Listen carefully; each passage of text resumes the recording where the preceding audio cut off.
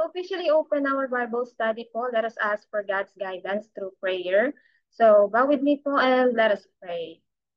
Heavenly Father, we thank you and we praise you for giving us another opportunity and privilege to gather once more in your name. May you give us the knowledge, wisdom, and understanding as we receive your words tonight.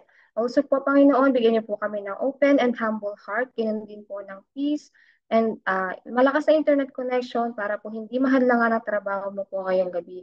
And sa mga kapatid po namin na wala pa po ngayon, may you remind them sa oras na ito po ay para sa inyo.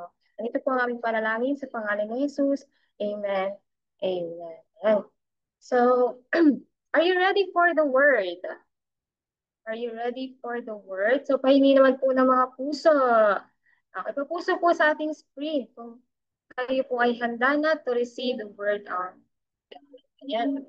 So, okay, so the next passage comes from the book of Matthew, chapter 13, verses 24 to 30, and we will jump later po sa verses 36 to 43. So let's read together, and I want you to pay attention po to each verses. So Matthew 13, verse 24 to 30, and we're talking about the parable of the weeds. Let's read together. He said another parable before them, saying, the kingdom of heaven is like a man who sowed good seed in his field. But while people slept, his enemy came and sowed darnel weeds also amongst the wheat and went away. When the weeds sprouted and formed heads, then the weeds also appeared. The servants of the householder came and said to him, Sir, didn't you sow good seed in your field? Where did these darnel weeds come from? He said to them, an enemy has done this. The servants asked him, do you want us to go and gather them up? Verse 29, but he said, no, lest perhaps while you gather up the darnel weeds, you root up the weeds with them.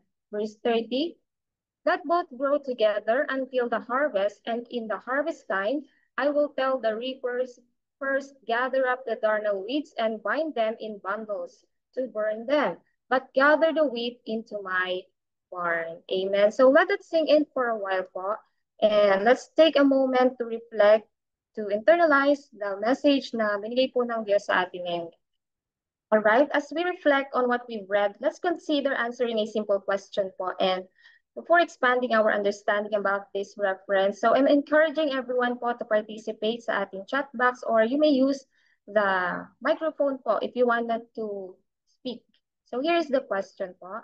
Have you ever seen something good and something harmful grow side by side, like in a garden, school, or workplace? And how did it affect you?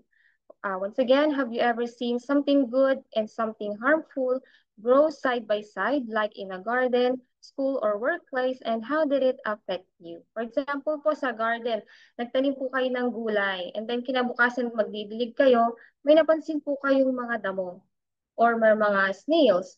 And sa schools naman, sa school po kung kayo po ay student, may mga good student, may mga bully student din po kayong na-encounter. And sa workplace po, kung nagtatrabaho na kayo, may mga ka-good vibes, may mga ka-bad vibes din naman po kayo. And paano po siya nakaka-apekto sa inyo personally? Okay, let me know po sa ating chat box, or you may raise your hand if you want po na i-voice out yung kanyang mga experiences. Hello po. Yun nga, yung sa workplace yung i-share ko, yun nga, sa yung good side niya, pag kunwari team kayo, yun nga, nag-work kayo as a team, parang yung kumbaga na ano nyo naman yung productivity na mi-meet nyo. Pero yung harmful niya, yun nga, hindi maiiwasan minsan nagkakaroon ng mga parang subgroup, or yung merong mga ka-team ka na akala mo okay, pero yung pala may sinasabi na sa'yo pag nakatalikod ka, or parang iba na yung sinasabi sa manager mo. Ayun, yun po. Yes, meron po talagang ganun. And sometimes, experience ko ba yun, Charis? Una natin sabihin. Oo. Okay lang naman, oh. Opo. And sana may, sa mga experience po na gano'n, may natututunan po tayo. Alam po natin kung paano tayo mag-stand sa mga ganong situations po. Thank you po, Brother Marbs. And sa iba po, let's hear from others po. proceed na po tayo. Later po, maririnig po namin kayo. Ayan. So, bakit ko nga ba siya tinatanong? So, you will find that this connects to a bigger truth that will become clear later. So, now, let's dive into Matthew 13, verses 24 to 30 and 36 to 43. And let's explore what God's word has to say about the parable of the weeds. And first, we have to get its background po. Jesus is teaching parables about the kingdom of heaven. So this parable is part of Jesus' teachings during his Galilean ministry, likely shared malapit po sa Capernaum or sa rural areas kung saan yung agriculture po is very prominent and making it relevant at madali pong maunawaan ng kanyang audience or ng kanyang listeners, which is yung crowds na kinabibilangan ng ordinary people, ng mga farmer, fishermen, mga tax collector, etc. And of course, kasama din po na nakikinig yung kanyang 12 disciples to illustrate the mysteries of the kingdom of heaven. So bakit nga po ba tinawag na mysteries of the kingdom of heaven? That may misteryo, bakit may nakatago? Kasi parable po yung ginamit niya sa pagtuturo. Kung sinabi po natin parable, talinghaga, gumagamit ng mga simpleng salita. Pero may deep meaning, lalo na po yung spiritual reality, nakatago siya doon. Bakit po ba? Hindi na lang niya ituro plainly kung ano yung gusto niyang sabihin sa tao. May two reasons po kung bakit siya nagsasalita ng parable. So una po is to fulfill the reality or fulfill the prophecy rather. Nalala niyo po ba dun sa Psalms 78 verse 2 na sinabi po na Panginoon doon na I will open my mouth in parables. So sinulat po yon sa Psalms ni Prophet Esau po. And then tinupad niya nung bumaba siya nung first coming, nagsalita siya in parables. Pangalawa po is to have presence of the enemy. Naalala niyo po yung sa John 10:10, the enemy has come to steal, to kill, and to destroy. So tinago po yun sa kanya ng Panginoon para hindi niya ma-interfere yung plan ng Lord. For example po sa inyo, meron kayong bahay na pinakaiingatan ninyo, pinakamamahal ninyo. Yung susi po nun, kani-kanino lang po ba ibibigay, pagkakatiwala? Of course, hindi po. So, ganun din po ang Panginoong Diyos. So, yung mga parables, it serves as a key papunta po sa kanyang kaharian. So, iniingatan niya po yun at ibinibigay sa mga karapat-dapat na tawagin niyang anak. Now, let's summarize the parable. Okay, a farmer plants good seed, an enemy sows weeds, both grow together until harvest. So makikita po natin na mayroong coexistence ng good seed and bad seed sa same field. Premature attempts to remove weeds may harm the wheat. The farmer or the harvesters will ultimately separate the wheat from the weeds kailan po at the harvest time. One will be gathered sa barn, sa kamalig, yung isa naman po ay susunugin. So, since Jesus is using the picture of farming, tingnan po natin yung farming essentials.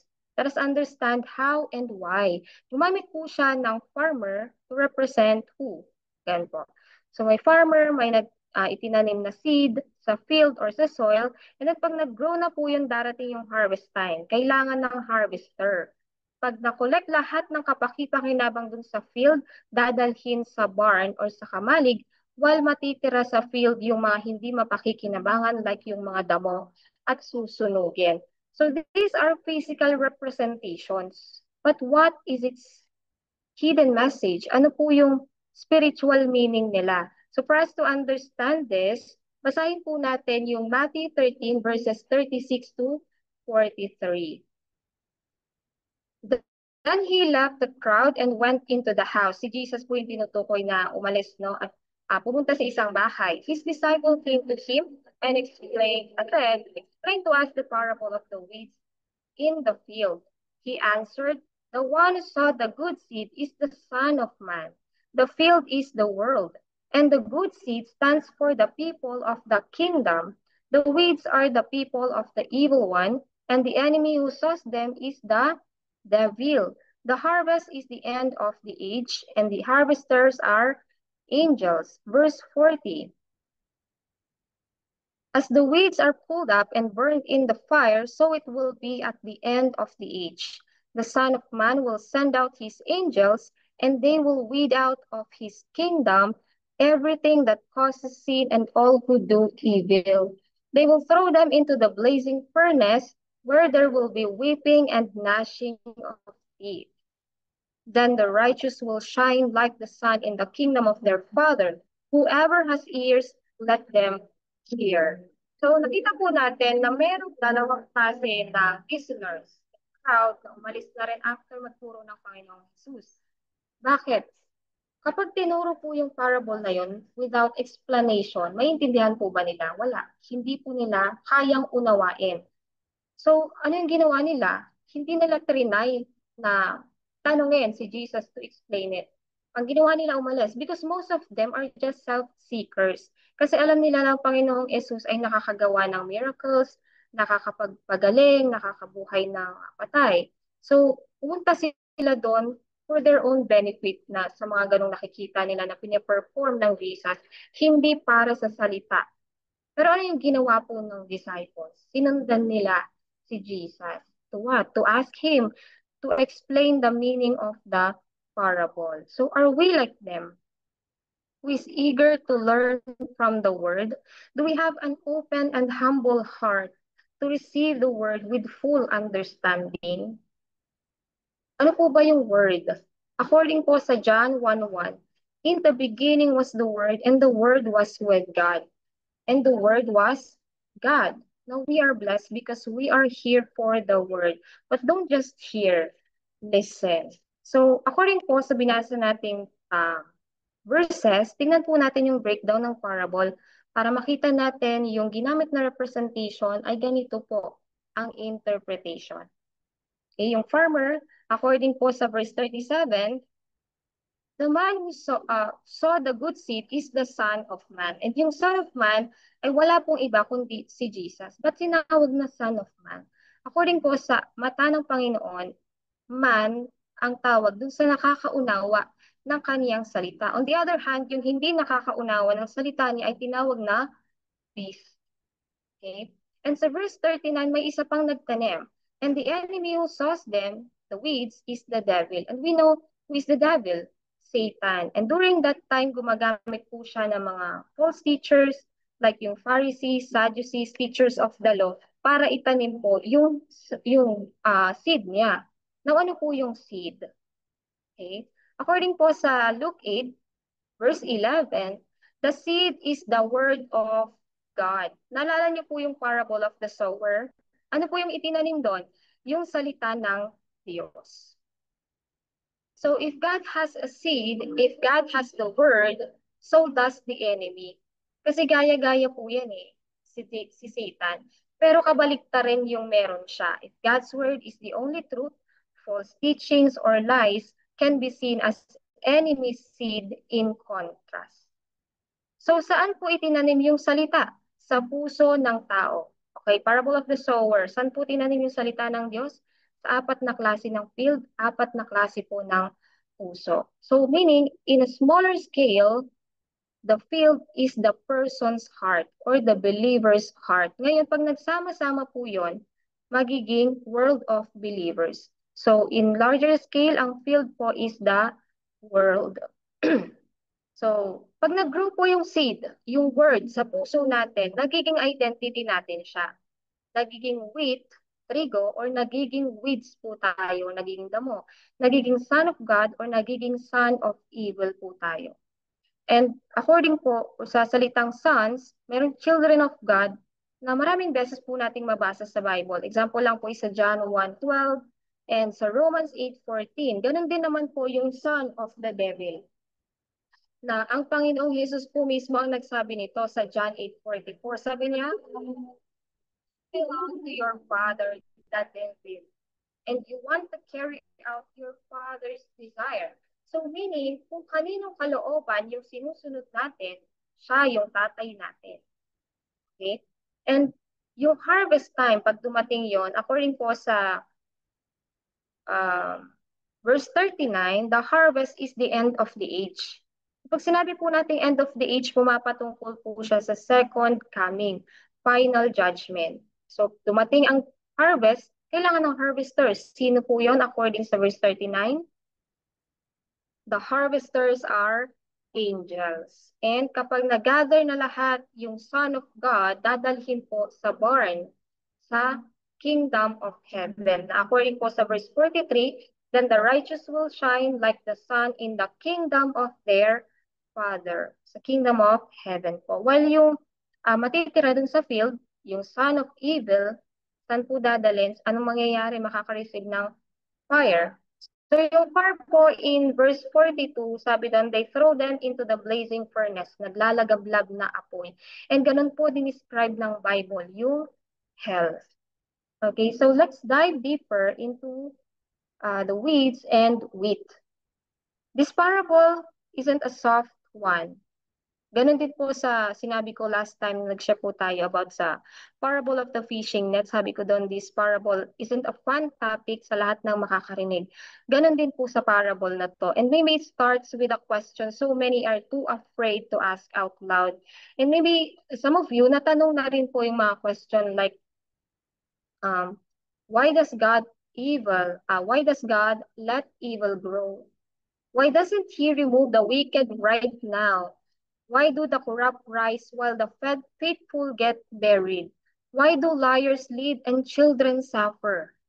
Why does God allow good seed and evil seed to grow in the same soil, in the same world, in the same church? If he is holy, why not judge now? If he is powerful, why wait? Now, if you're asking the same question, that's fine, as long as you understand and trust God. Again, this parable isn't a soft one. It is fierce.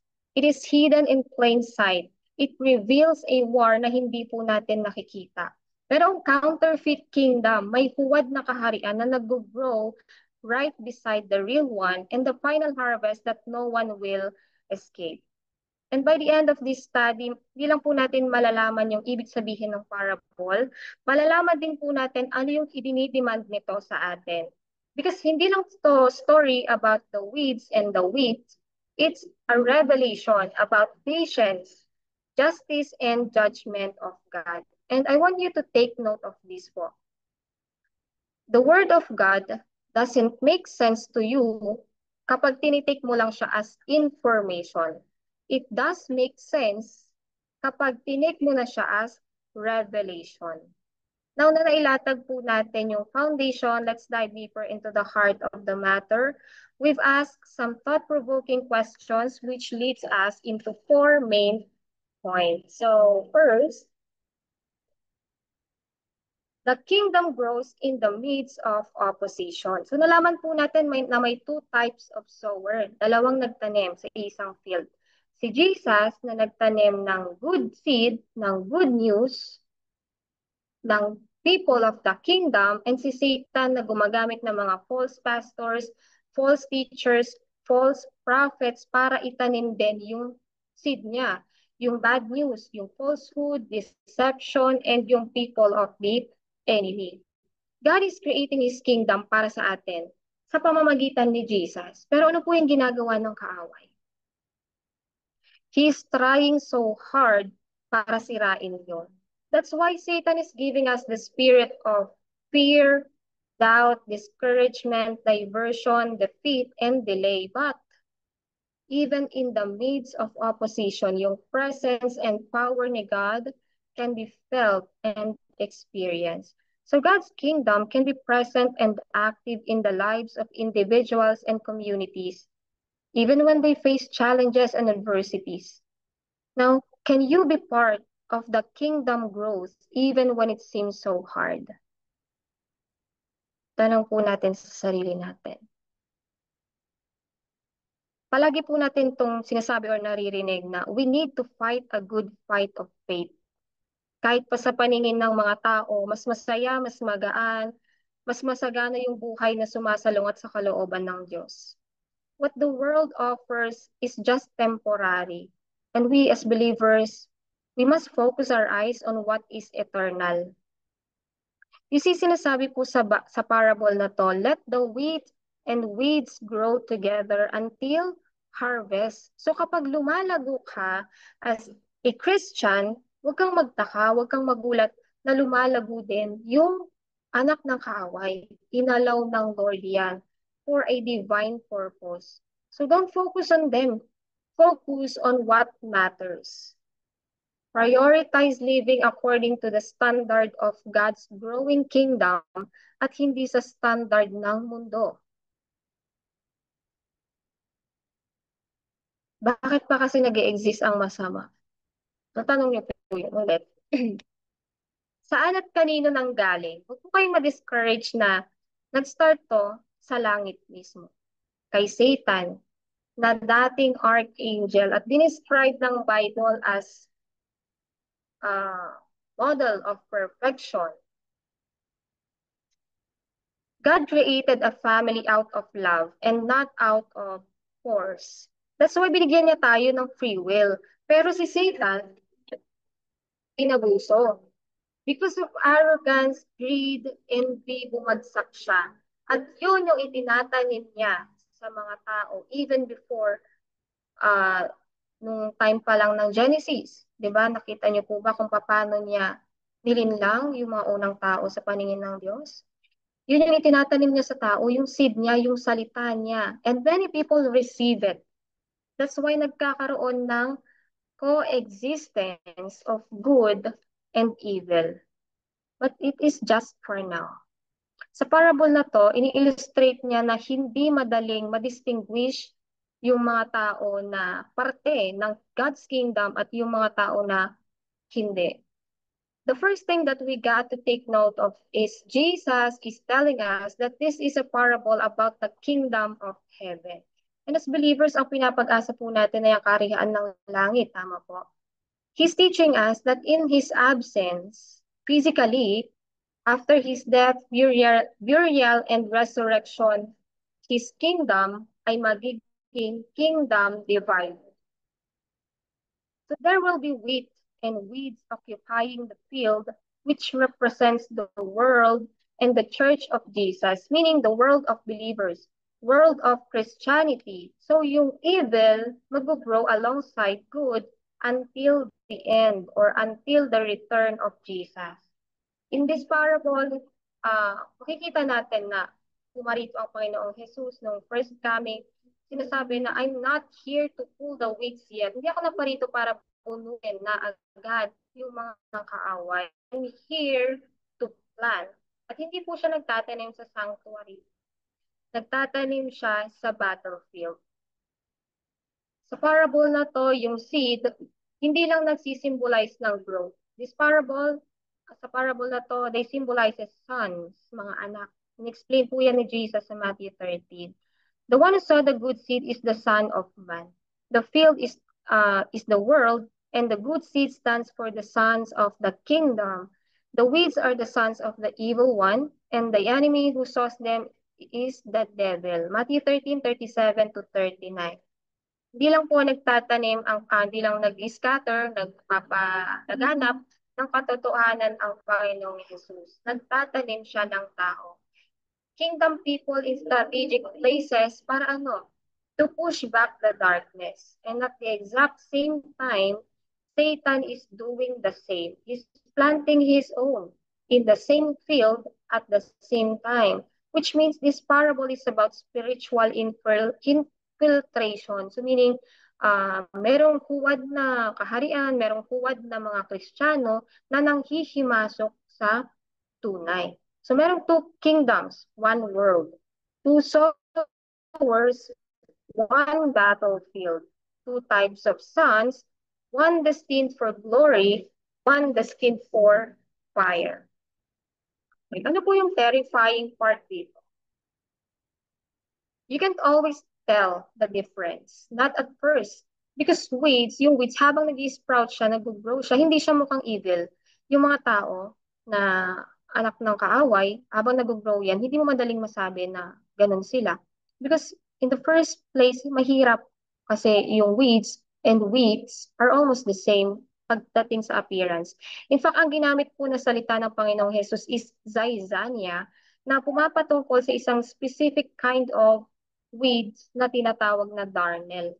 And this darnel looks exactly like wheat until the very end, until ma-form yung yung heads until magkaroon ng fruits. Saan mo sila makikilala?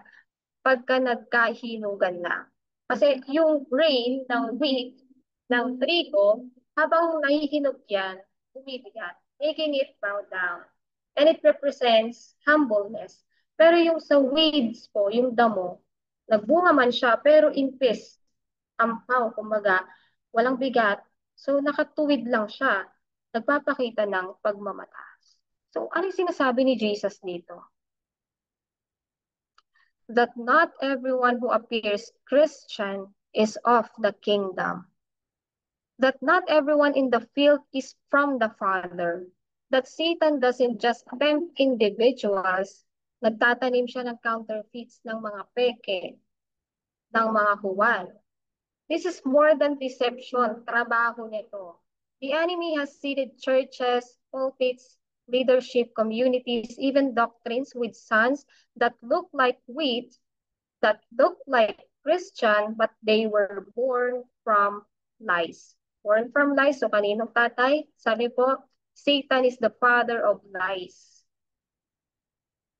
And Jesus is not the Eve about this. In fact, ang sabi nga po niya, while everyone was sleeping, the enemy came and sowed weeds.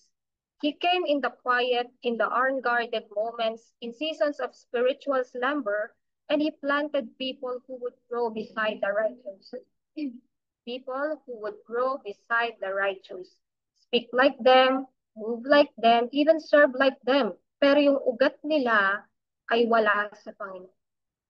That's why Jesus doesn't rush the judgment. Because in the early stages, the wheat and the wheat are too tangled. Magkadikit na magkadikit. So pag binunot mo yung isa, masisira yung isa, madadamay. Pero ito po yung warning. The harvest is coming. And at the end, wala na pong confusion. Makikilala kung kanino yung sa kanya at yung sa kaawa. In the angels, Jesus says, will be the reapers. Sila yung mag-aanig. Hindi yung pastors, hindi yung preachers, hindi yung social media critics, not the religious elites, lalong hindi yung mga self-appointed gatekeepers. The judgment belongs to the Lord, and He knows exactly what planted what and where each one belongs. So ano po yung ibig sabihin nito sa atin? It means you're not just a recipient of the kingdom. Weapon ka. If you are a wheat, anak ka ng Diyos, if the word of God has taken root in you, hindi ka random. You are intentionally planted by the Son of Man in the middle of the enemy's fake territory. To blend in? No. To stand, to shine, to grow when others wither. You're not where you are by accident. You're not the only one na nakakaranas ng spiritual pressure. Hindi lang ikaw yung napapalibutan ng confusion. Because Jesus sent you as a seed, and seed doesn't argue. Seed grows, it roots, it waits, and in time it bears undeniable fruit. So stop looking for escape and start asking, why did the sower plant me here? Because you're not called to blend in. You're called to expose the difference. And no matter how tangled you feel, na to, napansin nila na merong kakaiba. Merong mga row together until the harvest. So may katapusan ng lahat. We will see a lesson. It's a divine reminder that the servants don't get to do the judging. Only the master does. Only the reaper knows the root. So you might be a wheat in process. And what looks like righteous in public might be counterfeit at the root. So may mga kilala po ba tayo, may nakikita po ba tayo na mukhang Kristiyano, mukhang masunurin sa Diyos, pero peke, huwad. No, that's why judgment belongs to God alone. He sees what no human can see. And this is why so many in the church own na something off and nagre-react with outrage. May nakikita sila nag-i-struggle, nila-label as false. no? Na sinasabi, kaya ka nagkakaganyan, kasi ganito ganyan ka. Ayun. So, pag may nakita rin kasalanan, nagkasala, gustong mag-pull out, gustong magbunot, no? For example, mayroong in-invite si kapatid. So, po natin siyang i-invite sa susunod kasi ganito po yung ginawa niya. Graceful. Putol-putol. Ayun na po talaga signal. Pasensya na. Because the wheat is still forming. Fooling people is easy. Loving them while they grow is harder. Tunay po ba? Sa atin po hindi ano. Okay, loving them is harder. The call. So many believers have confused their calling with control. Iniisip nila yung discernment na binigay sa kanila ay nagbibigay sa kanila ng permission to tear down, to judge others. They think protecting the church means policing every soul. But the master says, no, let them grow. I will sort it out. I know who's mine. And if we're honest about our desire to clean the field, to clean the world of Christianity is often rooted in fear, hindi sa faith. No? Fear na nananalo na yung kaaway. Fear na yung deception lumalagana. Fear that God is too patient. But what if that patience is how you got here? What if God had pulled you when you still look like weed? Because none of us were right nung simula tayong maniwala. We were messy, confused, shallow, mixed. The mercy of God lets us grow anyway. So now we must do the same. Let the immature keep going. Let the backslidden hear the grace of God. Let the fruitless find time to root and bear fruit. Let the master be the judge. Because when the harvest comes, final na po yun. The wheat will be gathered. The Son of God will be gathered into His kingdom. While yung weeds or yung mga anak na kaaway, sandali, anong mangyayari? Susunugin. There will be no mistakes. But until then, let us grow.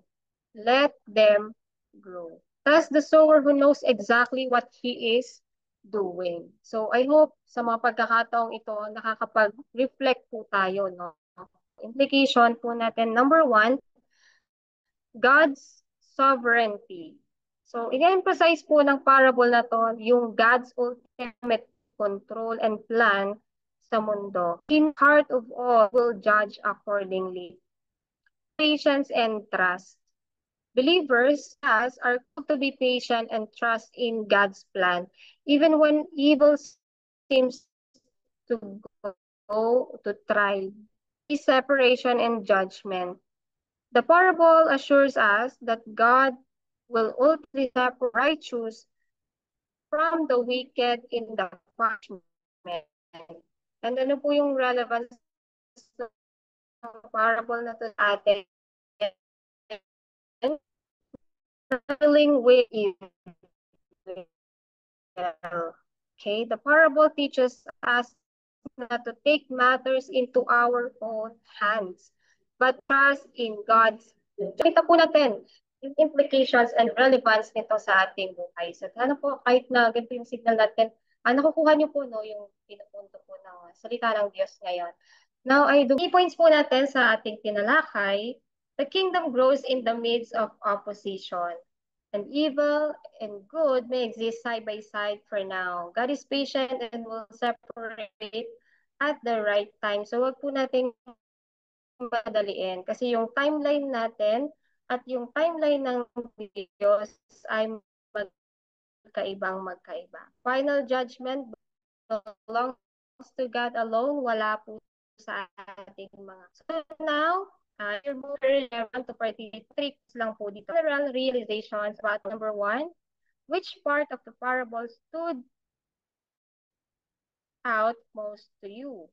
Second, why do you think God allows the wheat and the weeds grow together? Third, how can this parable shape the way we live with patience and trust today? I'm waiting po for your responses. Pwede po kayong mag-type or comment ng mic. Wait po yan at walang mic. Ayun, may nag-raise po ng hand. Hello po, Brother Ben. Ayan, the mic is yours po. Hello po. Hello po. Naririnig po ba? Yes po, loud and clear po. Ano yung first part po, yung ano, yung, yung, yung ano yung first part, yung dalawa, yung good and bad, na yung, yung sabi ni Mars na ano, sa workplace, yung ganun. Yung part na yun po, kasi parang nire-realize ko lang po rin po na yung heart rin mismo natin, parang ano rin, yung para siyang ano, yung garden rin po siya na may good rin na ano, may good na parang yung si God mismo yung gardener natin, na siya yung tumatanim ng ano, yung good crops, parang yung mga virtues na parang humility, yung love. Tapos yung mga weeds rin is yung envy. Yun rin yung kabaliktaran ng ano, yung mga weeds, parang masasamang, uh, parang yung mga negative na tumutubo rin sa puso natin, parang gano'n rin po. Um, so yun yung nag-stood out sa akin, kasi yung si God as gardener, ang tinatanim lang niya yung magagandang tanim rin, yung, yung sabi ko, yung mga virtues, tapos yung hindi yung tumutubo po na envy, tapos hate, tapos ano, yung mga weeds, is hindi po si God yung tumatanim ng yun, kundi yung devil po, or parang gano'n na rin po, yun po yung nag-stood out the most po. Yun lang po. So much po, Brother Ben, sa inyong napakagandang realization, kasagutan. And hindi lang po sa field, sa world of Christianity, makikita yung coexistence of good and evil, pati po sa heart po mismo natin. No? May tinatanim ang Diyos sa puso natin. Gayun din naman yung kaaway. It's up to us kung ano po yung pipiliin natin mag-grow sa atin at magbunga. Ayan, thank you po. And nag-chat po si Sister Trins. Sabi po niya, for me po, baka inaalaw niya both wheat and weeds to grow together para hopefully pag nagtagpo sila sa field, the weeds will be able to influence the other. Amen. Tunay po, no? Kaya yung patience ni Lord is blessing. Kasi hinaayahan niya na mag-grow yung bawat isa, at yung mga weeds, yung mga anak ng kaaway, hinahayaan niya na ma-transform sa faith na meron po ang isang Christian. And thank you po, Sister Trins. And how about the others po? Huwag niyo pong sayangin yung inyong mga nasa isip. Kagaya po ni Tito Mars. Sorry. Brother Mars, the mic is yours po. Hello po. So ako po ulit. So yung first question is which part of the parable stood out to you? Actually, yung last two verses, yung sa NLT yung babasahin ko. Ano ba yun? Yung verse 29, no, he replied, you'll uproot the wheat if you do, then verse 30, let both grow together until the harvest, then I will tell the harvesters to sort out the weeds, tie them into bundles, and burn them, and to put the wheat in the barn. Ay, barn tuloy. Oo, tama, in the barn. Then, yun po yung nag-stood out sa akin. Sa second question naman, why do you think God allows the wheat and the weeds to grow together? Actually, yun sa NLT, ang title pala ng parable na yun, Parable of the Wheat and the Weeds. Tapos, na-realize ko pag mas mas natatanda ko yung Parable of the Sower. Pero yun nga, pag binasa mo pala tong The Parable of the Weeds, more of ano siya pala, no, tungkol talaga sa ating mga tao na. Kasi yun nga, tayo yung as a followers, tayo yung wheat, tapos yun nga, yung weeds, pwedeng yun nga, influence ng evil, or pwedeng mga tao din na, gaya yung sinabi yung comment kanina, na bakit nga ba, yun nga, sa balik sa question, why do you think God allows the wheat and the weeds to grow together? Ito, ano ko lang naman din, based on my understanding ng parable, and sa sharing mo na rin, sis Manili, na siguro para mag-trust tayo kay Lord and yung relationship natin kay Jesus mag-grow. Kasi tayo, may tendency tayo sa human na we can, yung parang magre-rely tayo sa sarili nating strength.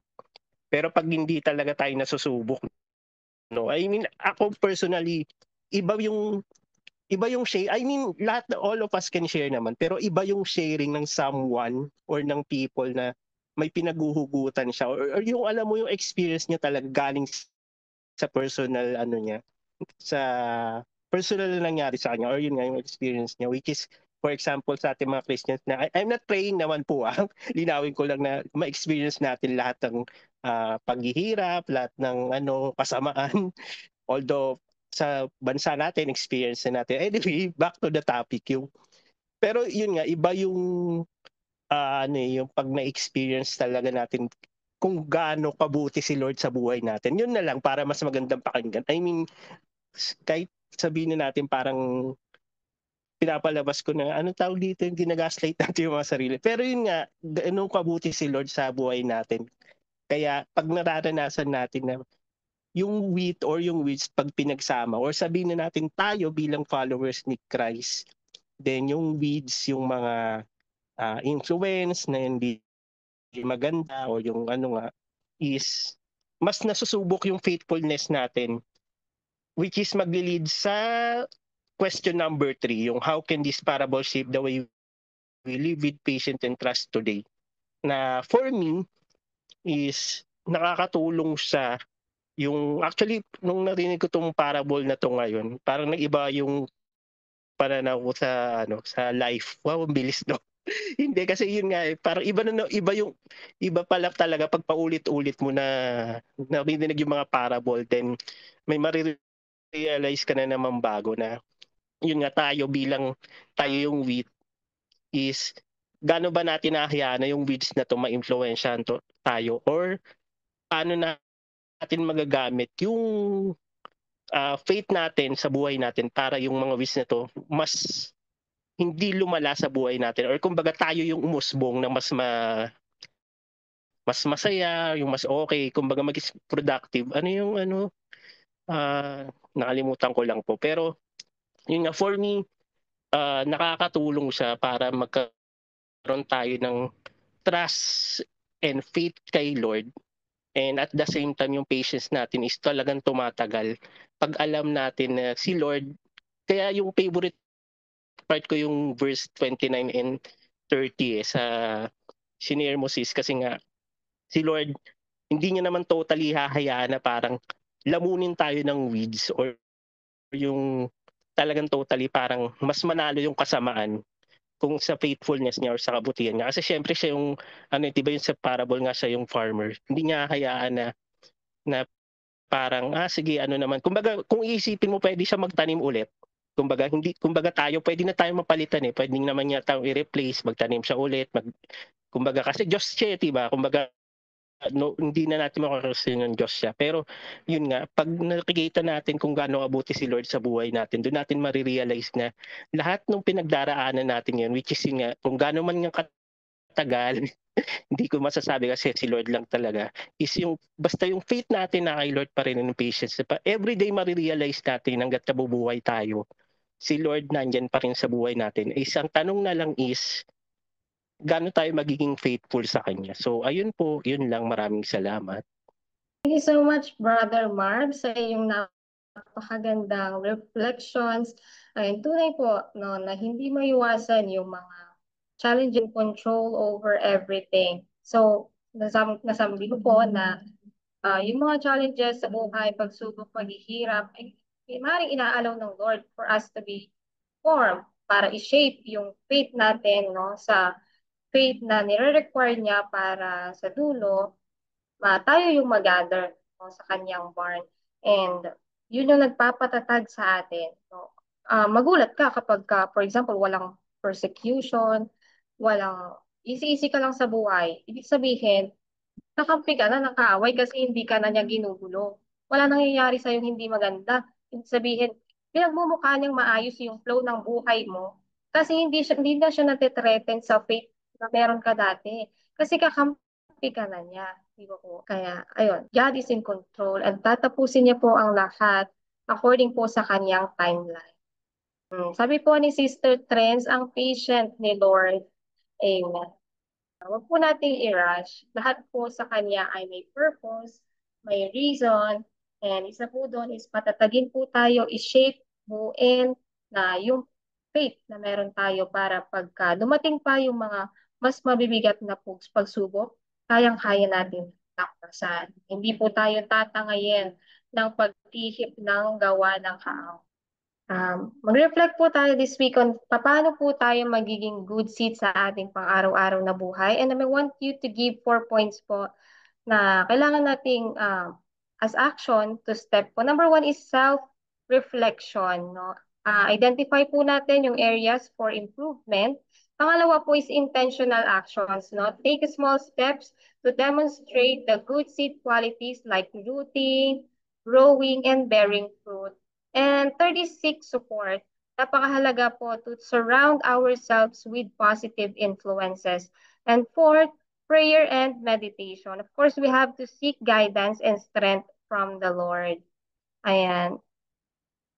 To close our session po, let us have a closing prayer. So bow with me and let us pray. Dakilang Diyos na makapangyarihan sa lahat, kami po ay nagpupuri at nagpapasalamat sa oras na ibinigay niyo po sa amin ngayong gabi para pag-aralan ang inyong salita. Nawa Panginoon ay tanim niyo po ito sa aming mga puso at isipan, sa gayon ay hindi ito maagaw ng kaaway. Tulungan niyo rin po kami, Panginoon, na maging humble at buksan ang aming mga puso sa inyo. At malakaran namin, Panginoon, ang inyong kalooban so that pagdating po ng harvest time, isa kami sa magagather sa inyong banal na kamalig, Panginoon. Ito po lamang ang aming sinasamo at panalangin sa pangalan ni Jesus. Amen. Thank you so much po. And may God bless you always. See you po sa next week sa atin po another Bible study. And sa mga di pa po nag-dinner, ayan, magkain na po kayo. And have a good night po. Thank you for joining here. And kita-kits po tayo ulit. Bye-bye po.